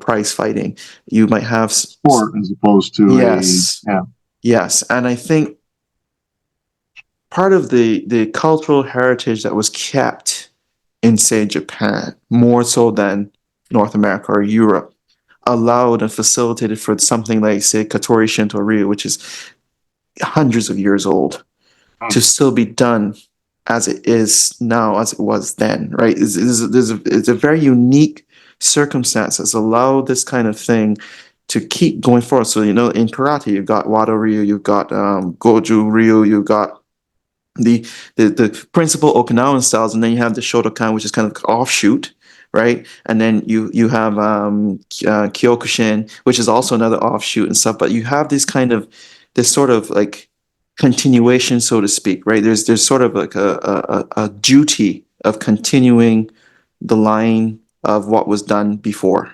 The master passes on to a pupil, pupil then becomes master, passes on to another pupil, and you have that. And I think when you spend a lot of time, especially let's go back a little bit to the period of conquest, so like the British Empire conquests against the world and stuff, when you spend a lot of time conquering other people, and what you have is pretty darned effective in what you do, there's no reason for you to continue it once the battle's over. There's no reason for you to keep doing it once the battle's over. There's no cultural attachment to it. It was a means to an end, right? And you see this in historical accounts with English soldiers encountering, say, swordsmanship in India or swordsmanship in other places. You know, they more than held their own, right? European fencing has been extremely effective in its combat efficacy for years, even when it started in the conquest and stuff, right? And when I say like 19th century stuff, it was very, very effective, right? But even up to like now, right? Even now, the true examples of you getting to say like CQC, if you have a C7 and you're on a theater of operation in some war somewhere, right? You might hear some people say, look, if that guy's within 100 meters of you, 100 yards of you, you're already dead. You know, that kind of thing. And you have like a, you know, because our whole idea of martial, let's just say killing, right? It's become redundant, right? I can take life from 500 yards away, depending on the firearm that I'm using. And if you look at back in the 19th century with the Brits and their Henry Martini rifle and those very specific inventions, that kind of turned them into like a military superpower. You know, a trained soldier can get, in a time where people are still using muskets, a trained soldier could get maybe, 10 shots off in 2 minutes, right? Unheard of. Yeah. Absolutely unheard of. It's so much so that the only way that you had a chance against them, just like the Romans of old, was through guerrilla warfare. Right? When you have a tremendous military force, the only way to defeat the force is to kind of start doing things against the playbook, right? You start breaking the rules. And that is something that even the Americans got involved into or felt the real heat from in Vietnam, right? The guerrilla warfare put a tremendous halt on anything they were trying to get done in Vietnam. And you see that all throughout history, right? You see different examples of this, overwhelming power meeting a little underdog or a smaller, unit or whatever. And that unit just is attacking at night, burning storage facilities, doing all these kind of things, not letting you sleep, those kind of things, just to keep you, on edge so that you lose your combat effectiveness, right? And when we started, or not we, but when the Western world really started going into pushing forward the firearms of different degrees and calibers and all these wonderful machinations and just dispatching people, I guess, if you want to say that. I'm saying it in a very sarcastic way because it's a little bit heavy of a topic. But when you get into that kind of thing, I don't need to fence anymore. I don't need to know this stuff. It was soldiers in World War II needed, especially officers, they needed to know how to fence because they were in the trenches, right? They were in trenches, and trenches, you had that close quarter situation happening constantly. Yeah. Right. You needed, that was a necessity. So even the stuff that Faber and Sykes developed, you needed that hand-to-hand skill. You needed it because you were, in the thick of it, so to speak. You were in the fray. Right. But at that same time, let's remember, cavalry was destroyed in that war. Right. The charge of cavalry was completely rendered ineffective thanks to the advent of the machine gun. Yeah. So even though you still have, and cavalry warfare dominated warfare in Europe for centuries prior, right? You get, charge of heavy horse and you're in trouble, serious trouble. But it was rendered ineffective. Now we're at a point now where I think stuff like fencing, apart from outside of these sort of, like what I'm doing, teaching it now is kind of like as an art and a sport and stuff. Outside, it's rendered ineffective now. It's especially in warfare. I wouldn't say I mean, you learn how to fence, same as you learn karate and anything. You can, handle yourself on the street. That's okay, right? That's pretty much the context that we have now. But in terms of seeing it where it was back in the day, where soldiers were taught en masse, parry, riposte, different things with the blade and stuff to kind of prepare them, we don't have that anymore, and Yeah. that's the difference, right? Whereas the Eastern folks have been able to keep that through cultural preservation, does not exist in the Western world in the same way. Well, Because even maybe there's an opportunity for another renaissance of maybe there is, because a lot of what we do now, I can say with complete confidence, some of it is nowhere near what was actually done. Even though we say we're doing the thing that we think it is, we have no idea because the lineage is broken. We have no experiential reference points to point us in the way of someone saying, "Hey, I actually did that. You're wrong. Your upper block is a bit off. That's not how you do that kata." Yeah, it's just, right? You don't have that, right? Yeah. So you're finding people kind of going in a certain road, like my lineage of broadsword is through my teacher J Moss, right? And he has a very specific way of doing broadsword compared to how you see broadsword outside. And I've started to develop my own method within that overarching frame, right? And I think that's where we're at now. We're at a point where, Japan is at already, right? Where we have different teachers teaching styles, right? Styles of using these things. We're at that point, but it took a while to get, from it being dead to being revitalized back into this point now where we're at a point where it's okay, you're learning this method, you're learning that method. And eventually you might actually get to the point where people start actually attaching a name to their school in a sense. It's like, oh, I learned this particular school of fencing and stuff. It existed. It definitely existed. And Yeah. it died out, and now it's back again. So, they always keep saying that, what is it, the wheels of history are just a revolving bus. It keeps turning and turning over and over again or something. I don't know. Yeah. Maybe I butchered the phrase. Yeah, there's nothing new under the sun, for Nothing sure. new under the sun. Yeah, there you go. Yeah.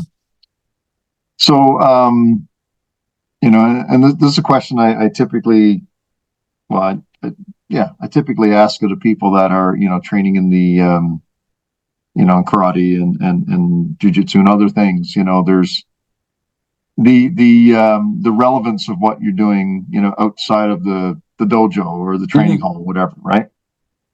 Would you say, aside from indulging your curiosity and love for history and so on, what would you say is the value of reviving this and keeping it alive? I think, well, there's a couple answers to that. So let's see if I can put it down into a coherent thing, because I don't want to ramble. I'm very it's such a, when we have these kind of discussions, it can quite, go down one path or the other, because if I mention something, then I got to go give the context for that, and then we got to get back to the original topic and stuff. So, but I'm trying my best. I think there is benefit in reviving, one, for people to connect to their history, one, and to understand this is how my ancestors did X, Y, Z. Okay. And you find that sort of need to have that connection is closer in the history time period than, say, something of the past. So you find like a lot of people who have Scottish descent, Irish descent, those kind of things, they have more of a, not a desire, but there's more of like an innate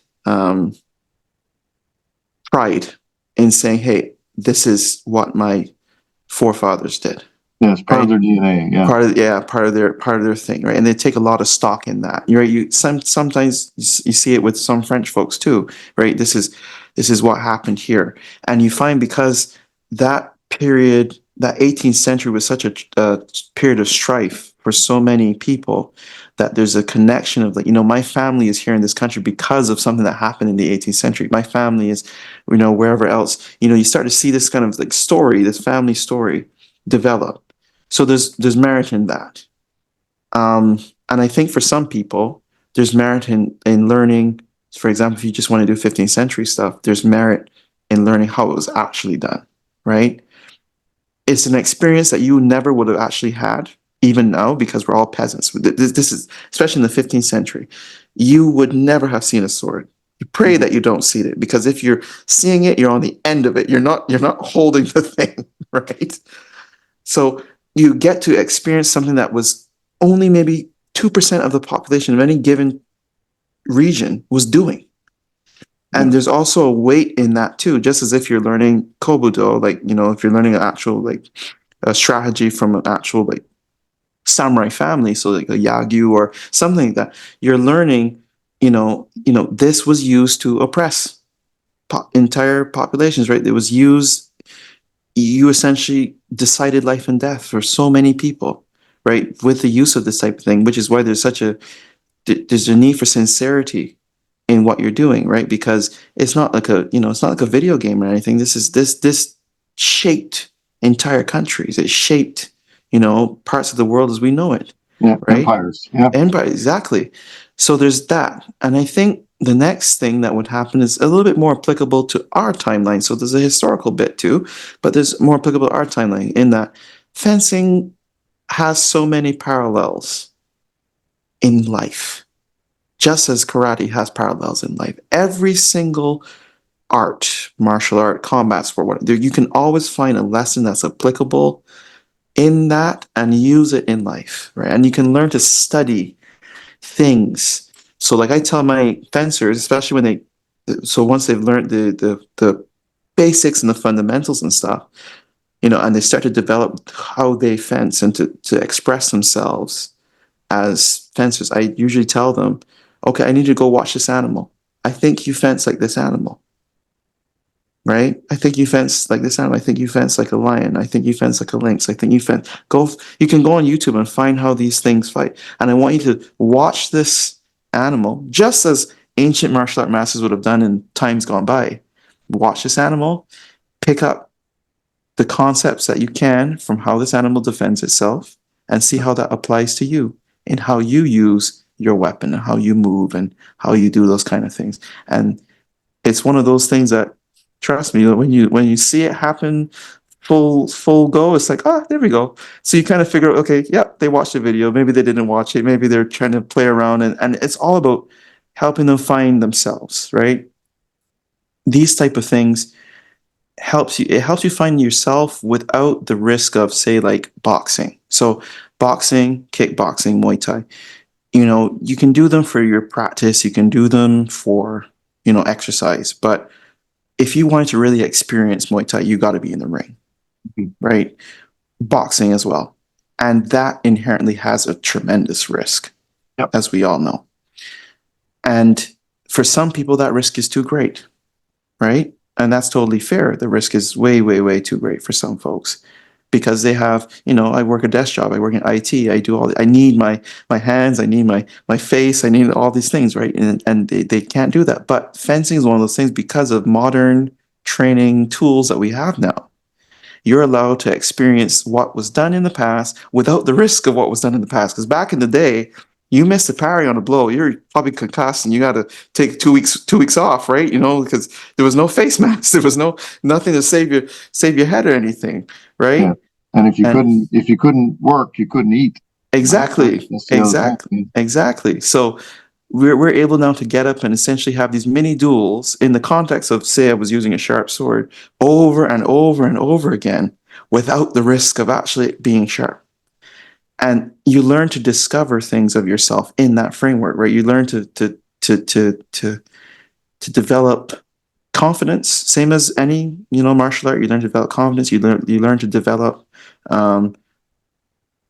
being judicious, choosing your time, choosing when to speak, choosing when not to speak. You learn to be observant, right? Because those are the hallmarks of being a good fencer. Having that eyesight like a hawk and knowing when to pull the trigger. That's right. That's really what sets people apart, right? Because it's too easy to die with a sword or get hit in a fencing match if you just run at the person and scream, right? Right. So that's a whole thing, and I think there's a value in that, right? There's a value in that.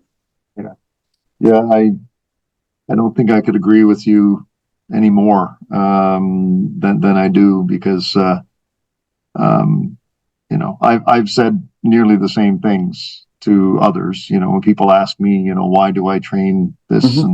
and that, and well, the first thing I usually say, and I'm half joking when I say it, is, well, it keeps me out of jail. It keeps me, Mm-hmm. like you said about Muay Thai, it keeps Yeah. you, sane.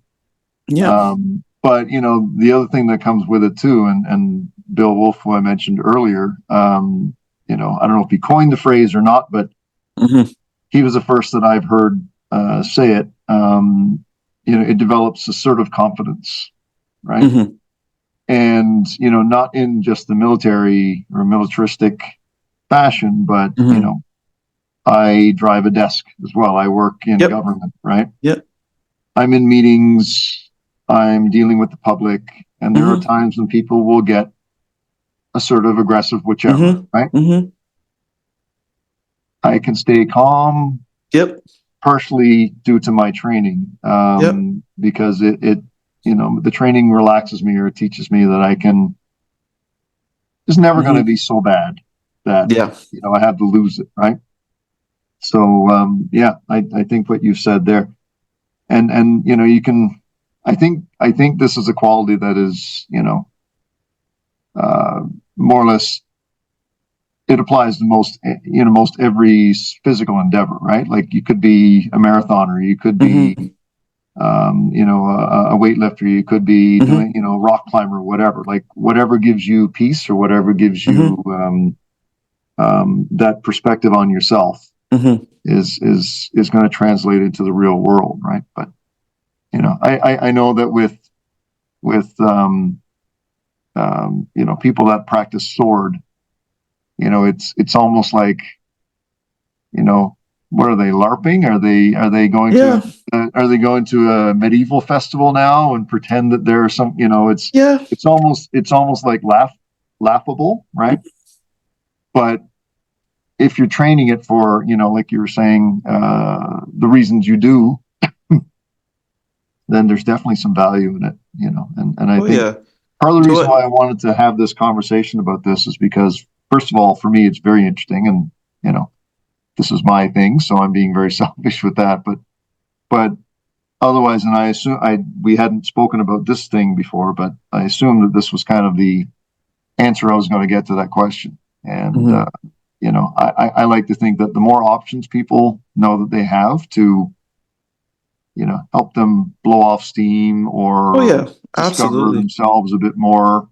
It doesn't matter if it's knitting, or if it's sword play, or if it's hitting Yeah. things or lifting things, right? Yeah. So, And I think, swordsmanship attracts a certain type of psychology yep, because you need to have a certain psychology to do it yep, and to use weapons and to understand, it's not like it's kind of this sort of thing where, people they look on from the outside and they say, oh, maybe I have an idea of what that is. But until you truly get in there and you know what it is, there's a difference in doing and there's a difference in knowing, right?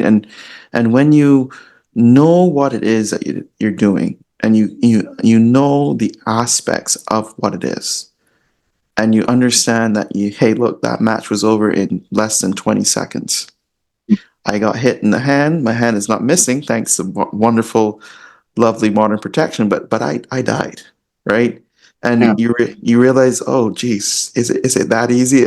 Am I, like, is that type of thing? And then you start to just get a inkling, just a tiny inkling of that whole philosophy of no mind, and you know um that whole idea of like that bushy philosophy is like, I'm ready for death at any moment, that kind of thing, but not but not yeah, in that way, but more I'm just like, this is not, like you said, this is not the worst I've been through worse. I'm here. yes, yes, I'm here. And unless you ratchet it up maybe two or more points, I don't think you're going to really ruffle my feathers today. So that's nice, and it's great that you need to talk and chat and blow off some steam, but you can do it outside or somewhere else, right? I don't have yeah, to entertain that, right? And that's the reality. I think that it you kind of find with these kind of things. And a lot of times people realize that, I get into something just like they start karate or anything else, and it's not for them. And that's okay. That's totally okay. It's okay to accept that, maybe I don't have the mind for this. I might have the mind for something else, but maybe not this. Yeah. And that's totally fine. And I think that's that part of discovery as well, because like I always tell people, I actually don't teach you how to fence. Your interactions with other fencers teaches you how to fence. I just correct mistakes. That's all I do.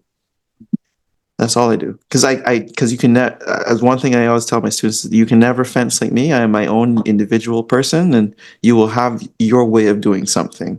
But because it's your way, doesn't mean that you didn't learn. And you have to put ownership on what you do, right? Everyone's going to throw a punch differently, and it's going to be your unique punch. So embrace that and enjoy it. Yeah. Very good. So along the lines of, kind of spreading the word a little bit about this activity or this, style of martial art, where, because I can put links, I'll put links in the description and so on when I post this video. Where if people are interested in learning a bit more about what you do or about, where this is offered generally across the country and so on, where would you direct people? Oh, I think the one thing to do would be say HEMA school near me in a Google search. That's the one thing. There's a HEMA school near me or historical fencing near me. You can put that in the search handlebar and you might have a couple schools come up. Most people have websites, right? There's no uniform general site where you can start picking up clubs here and there, that kind of thing. There's no like big, massive like database, but you can definitely type in, HEMA near me, fencing, that kind of thing. And when you go to a website, get a feel for what's happening at the school, like try to figure out, if it's for you, if it's not for you, and if it's something that interests you, and do your research on it. If you want to have access to some of these books, there's a public website called wiktenauer.com. And Wiktenauer is WIKTENAURAUER, Wiktenauer. And that's a publicly run database for a lot of these books. So you can and with English translations and stuff, if you were ever just so curious as to go read 2 or 3 things. Now you're not going to learn anything from reading the book, but you might say, hey, this is pretty cool. I want to go give this a try. And then that will put you in a direction as to, hey, I want to go try this school or that school. And there's different schools offering different things, right? And a little bit of knowledge goes a long way, so it can inform you as to your choices, what you want to go and experience, right?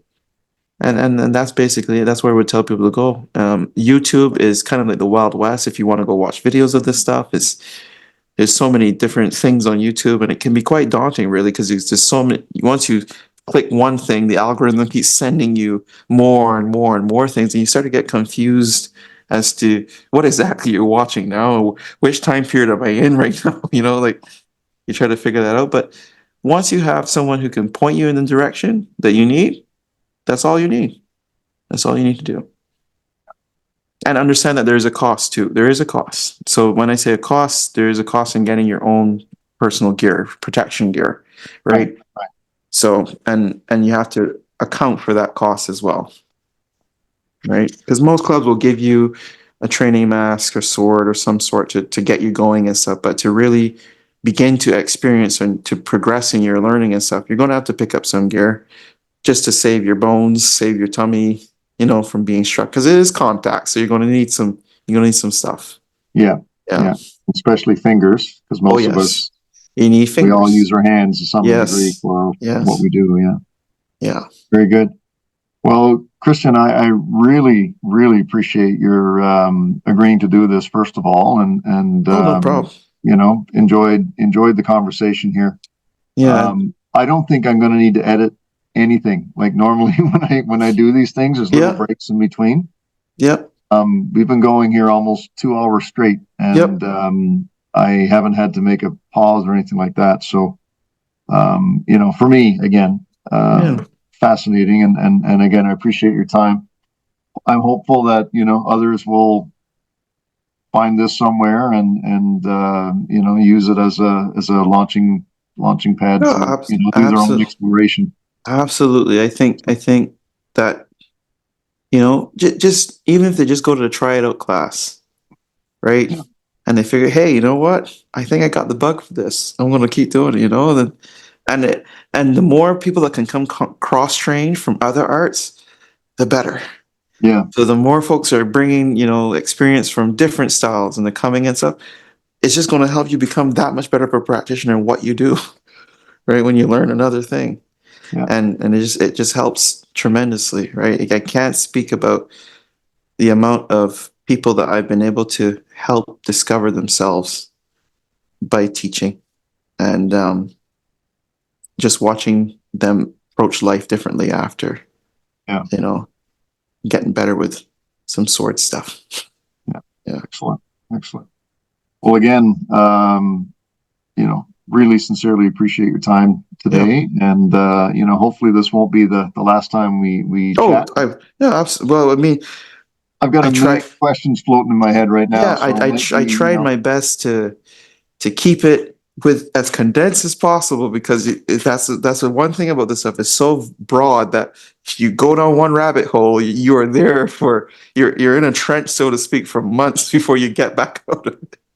Right? Well, yeah. Well, like I was hinting before we started, maybe there's an opportunity for your own podcast, if you will, with you and your other, your contemporaries across the country to talk about this and that, and just kind of educate the world about what you're doing and why, right? So no, I really enjoyed this chat, I have to say, and I'll certainly be in touch again. Yeah, for sure, absolutely.